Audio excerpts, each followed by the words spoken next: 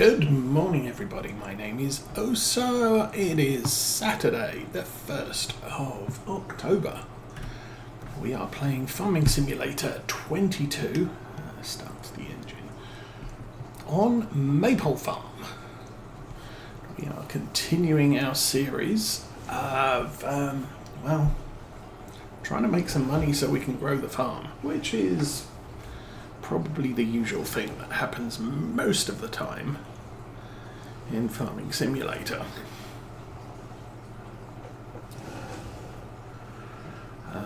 I have moved time on to the 1st of May. We have 15 litres of fertilizer in the tank, and why don't we check this vehicle sales? There's a Vicon thing and what looks to be a sugar beet harvester, neither of which I need right now.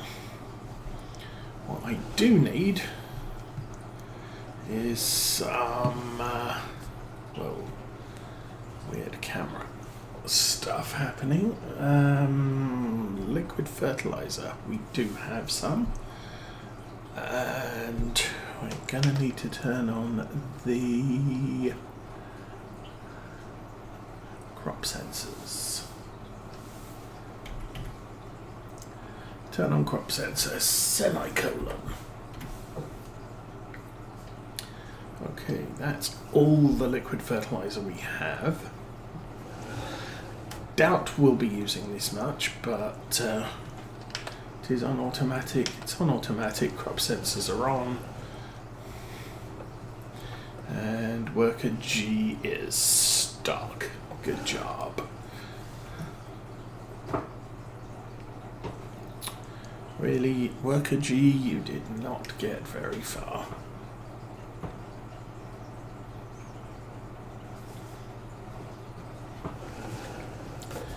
Now, frequently what I do in situations like this is I will run 1 or 2 headlands to help out the workers. Oops. Of course, when you're cutting headlands, you actually need to turn the mower on. So maybe we'll... grief, come on. Have issues with our buttons.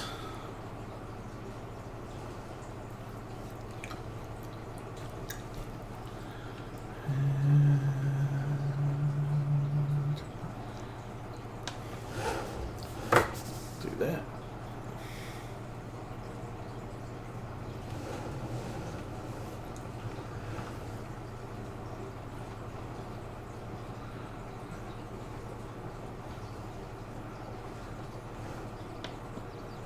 Okay.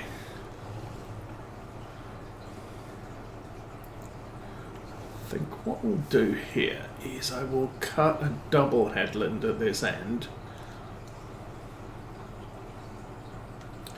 which should fix the worker issue. Everyone CB, welcome to the stream. Good morning. And I'll swing back the other way. Do a second headland and I'll get it starting from the western edge of the field rather than this edge. Okay, that worked.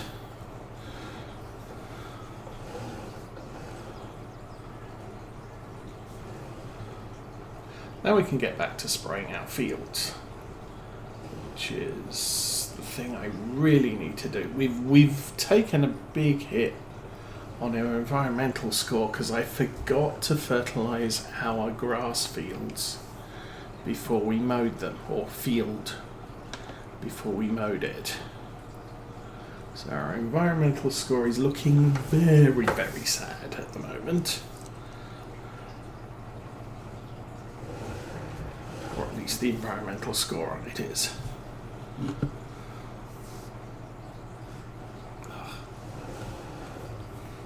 Okay, let's try that maneuver again. Problem with the toad mower is, of course, takes a little bit more work maneuvering it.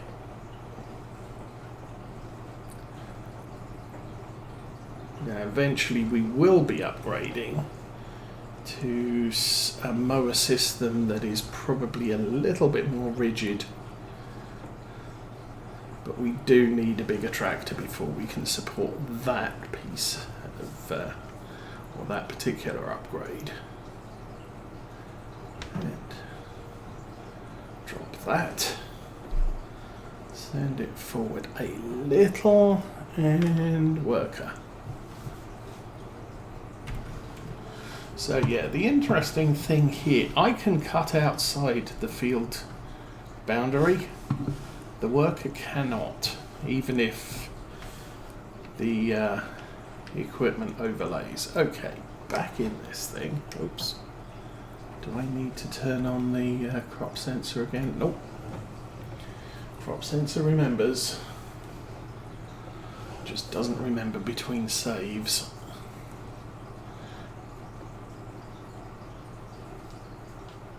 So we could use the GPS here. However, oh come on, I'm having real problems with the side panel today.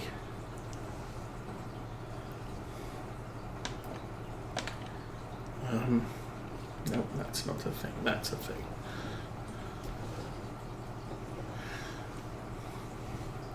Because we're doing auto application and using the crop sensors, I don't have to use GPS because I don't have to be precise. Everything's metered as it goes onto the field. So if I'm spraying over a bit of field I've already done, it turns the nozzles off on that section. So I'm not wasting anything. Ow, tea's hot.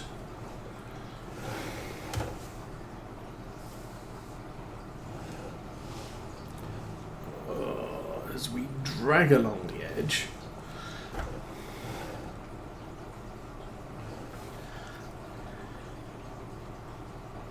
so we ended up putting sorghum in here, which obviously needs quite a lot of nitrogen. So I'm expecting to blow through quite a lot of this today. We should probably fish the tea bag out of the tea.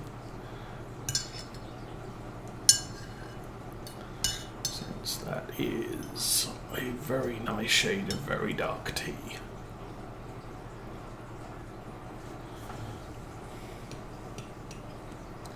Oops, and I am drifting a little bit too wide.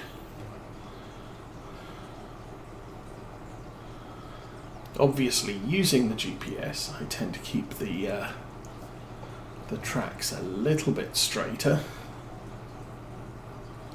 And spraying is a very slow job, but spraying is generally what you do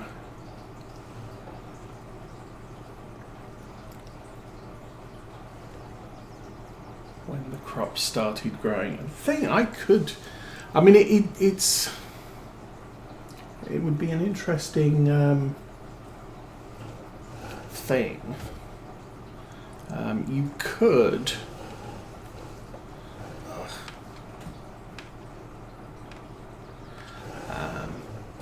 When you're spreading, use a tractor without crop sensors, because spreading is typically done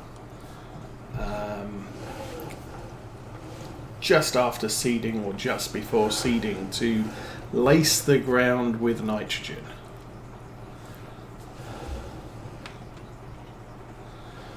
And then you spray once the crop's growing. So you don't need crop sensors on the tractor you use for spreading. On this farm, we're not, the only thing we're using the solid fertilizer for is the garden. And we'll be switching to manure as soon as that all runs out. And yeah, that will be that.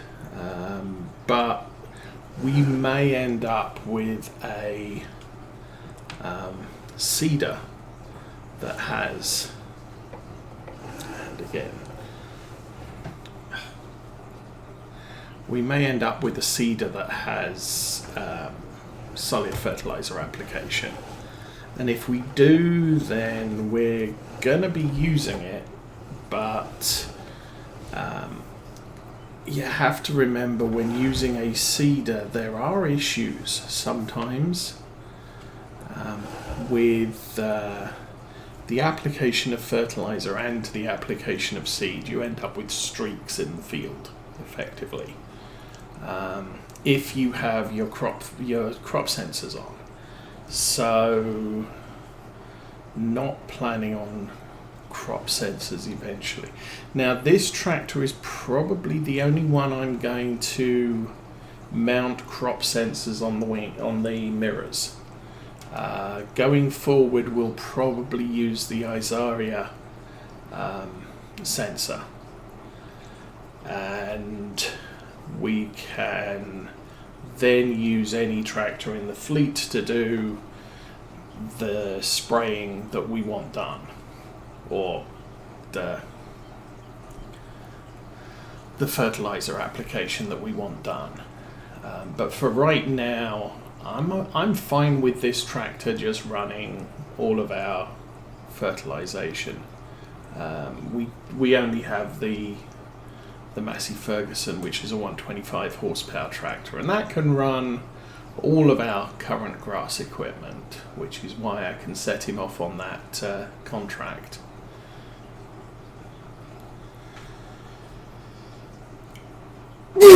Oh, sorry. So that's the first lap.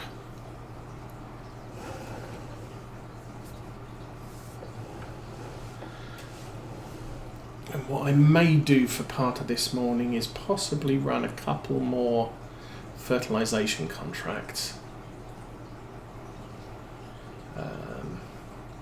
Just to make a little bit of money. We got a fair amount. I did finish mowing our grass field, and that was all wrapped and baled and wrapped. So we will be able to sell that, I think, May, June, probably second day in June. So mid-June, we'll be selling that. And that brings in, I think, about 70,000. So that's a good income. Cameo EL, welcome to Saturday. You join me rectifying my big mistake of the other field, forgetting to fertilize it. So I've remembered for this one. I don't think this field has an issue with weeds, because we did plough. We bought in a plough contractor to bring his tractor, his plough, and do our fields. So we ploughed this one and our grass field last fall. So no weeds expected on either of those.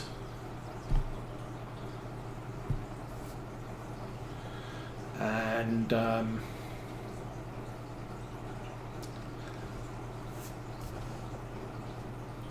yeah, we did do a spot spray on the grass field, which fixed the environmental score before we actually ploughed it, and obviously ploughing, no weeds, but the spot spray's still in effect in spite of the fact that I did rip up the crop and replant it. So I don't know what the issue there is. Interesting thing. This field also got ploughed. I guess I could check briefly.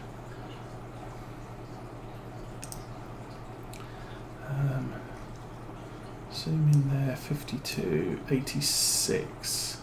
It's the second thing, which is the pH value, which is the pH value on this field, I can tell you, is absolutely fine, because we did lime both of the fields before we reseeded them.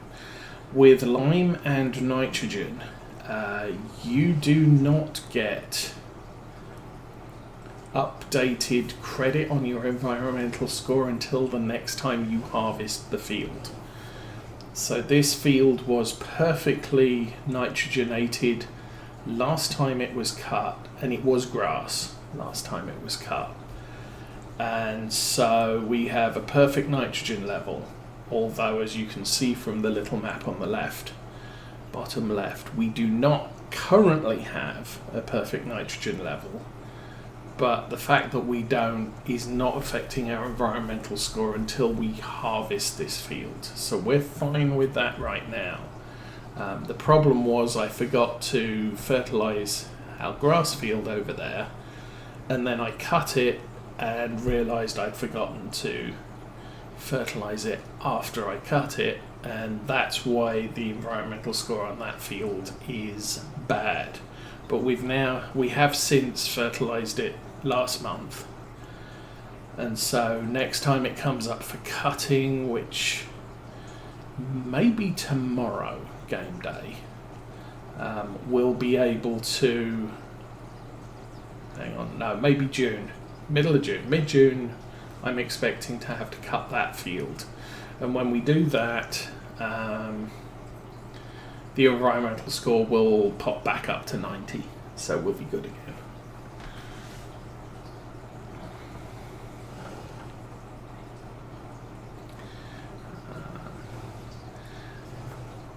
I did have an opportunity last weekend to look into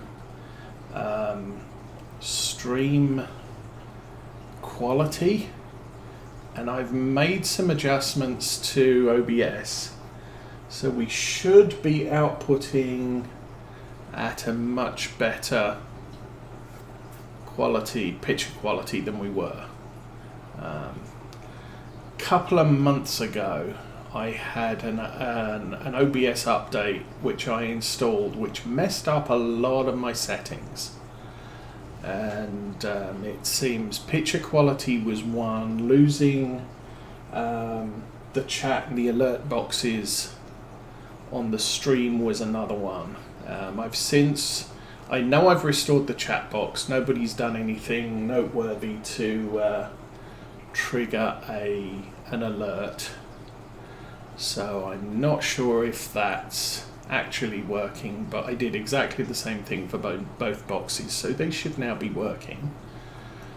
And as I said, last week I was messing around with a lot of settings to try and improve the stream quality.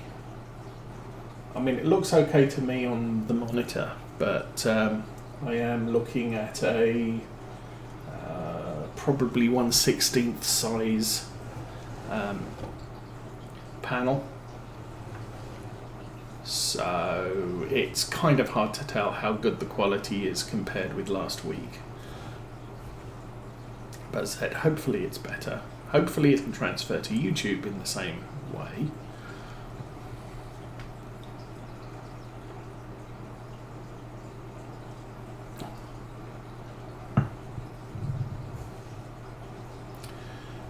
Trying to think what else happened this week. I had an eye doctor's appointment this week, so was mostly blind for Wednesday because they dilated my eyes, so everything was shapes and colours and no definition whatsoever.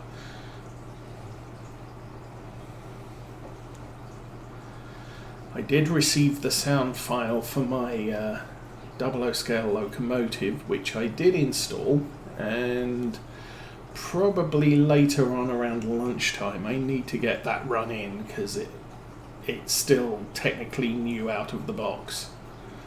It's new out of the box, install the sound chip, load the sound files to it, and it still needs to run for about an hour just to make sure everything's bedded in properly. After that, I've got two other locomotives in the basement that do need DCC control chips, and I will possibly order those this week, and hopefully ordered the sound files the week after.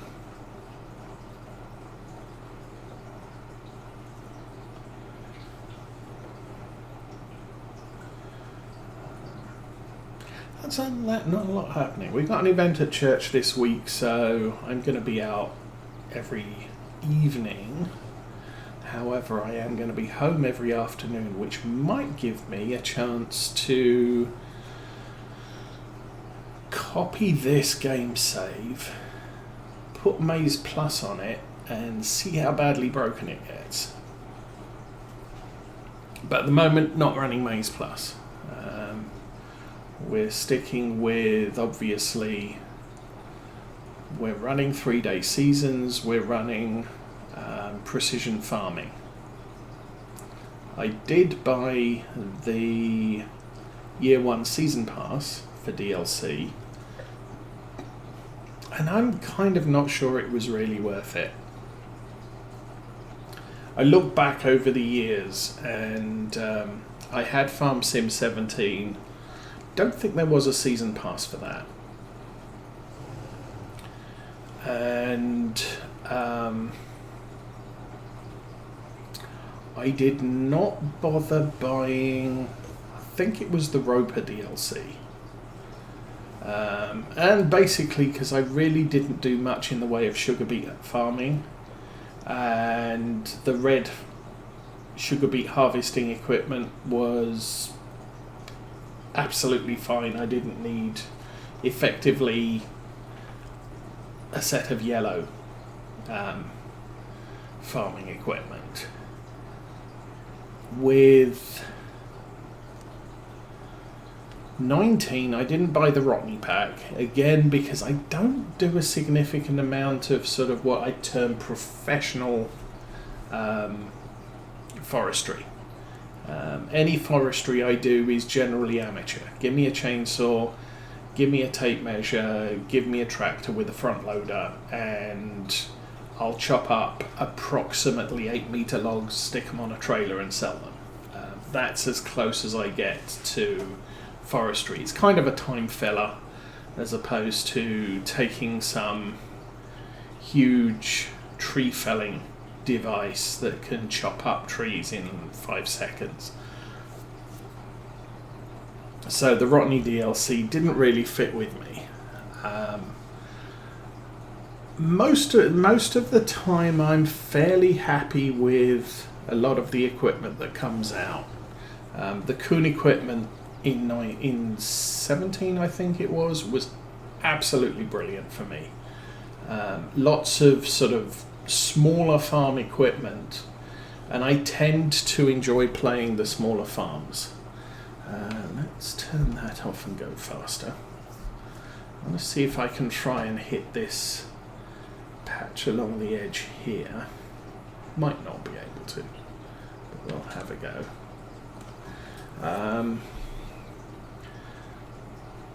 The big bud equipment pack, I bought it and I never used it.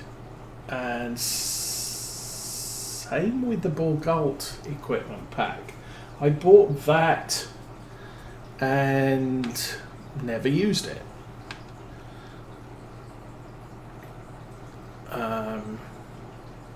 So it's sort of, and the Cotton DLC,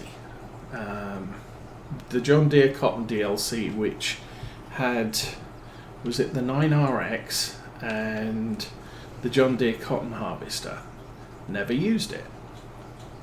So it was sort of, why am I buying, why did I bother buying it? It would be like having a sugarcane harvester pack. I don't do sugarcane. Why should I buy the sugarcane harvesting pack? And we've got a similar situation this time out. I liked the Kubota tractors. They're, effectively they're a thing. Are you going to fold up or not? And good morning, long hauler. And thank you for the comments about my reversing. Fortunately, you've missed it so far.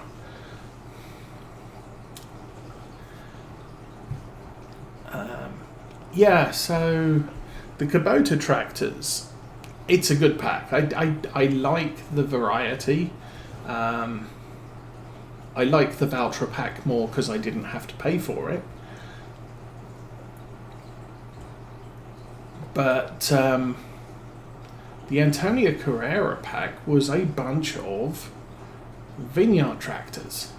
And if you don't do vineyards, then why bother with them? Let's see, we do have some fertilizing. That's a big one.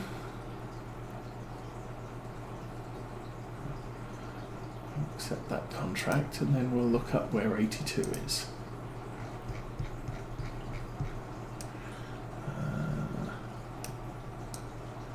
Oh, it's right over in the corner. I know how to get there. I think we'll swing by the store and buy ourselves another IBC of fertilizer. On our way over there. I'm also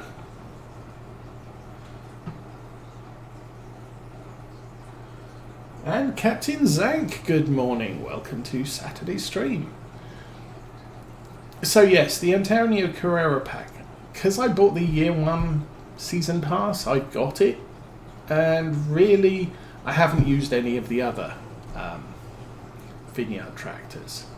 Incidentally, I did find out we're missing 2 Valtra models. We're missing the Valtra S, which is the big 350, 400-ish horsepower model. It's the one that could run a triple mower system. And there's also a Valtra F, which we've never seen before, which is a vineyard tractor. So I kind of think Giants sort of missed the boat on that one. Since we do have vineyards in the game, you could have given us the Valtra F, just for giggles. But yes, did like the Valtra series. What was the other pack we got right at the beginning? That was it, yeah. The Antonio Carrera. The Kubota pack's good. However, someone produced a Kubota equipment mod pack, which I think was much more usable. I really like the Kubota equipment pack, as you can tell, because I'm hauling one of the entries in that pack. And now the next thing we're getting, obviously the Platinum DLC. It's going to be a heavy forestry map from what I gather, with some additional forestry equipment. We are going to get a Volvo truck.